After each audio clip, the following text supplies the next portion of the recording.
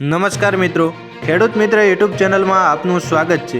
આજના મહત્વના સમાચાર વિશે જો વાત કરવામાં આવે તો હવે એટીએમમાંથી દર મહિને માત્ર 3 વખત જ મફતમાં પૈસા ઉપાડી શકાશે। પછી દરેક વધારાના ટ્રાન્ઝેક્શન પર 25 રૂપિયાનો ચાર્જ। જો તમે તમારી પોતાની બેંકને બદલે અન્ય કોઈ બેંકના એટીએમમાંથી રોકડ ઉપાડો છો તો તમારે પ્રતિ ટ્રાન્ઝેક્શન 30 રૂપિયા ચૂકવવા પડશે। આ સિવાય એક દિવસમાં વધુમાં વધુ 50,000 રૂપિયા જ ઉપાડી શકાશે।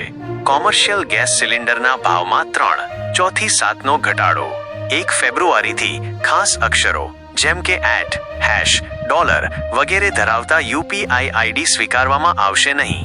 હવે યુપીઆઈ યુઝર્સે માત્ર આલ્ફાન્યુમેરિક કેરેક્ટરનો ઉપયોગ કરીને તેમનું આઈડી બનાવવું પડશે।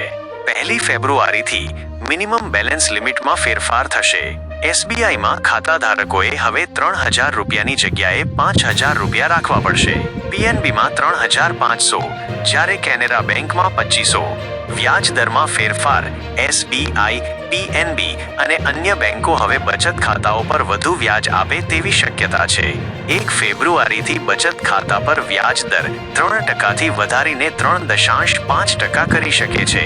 આ ઉપરાંત વરિષ્ઠ નાગરિકોને બચત ખાતા પર 0.5% વધારાનું વ્યાજ મળશે।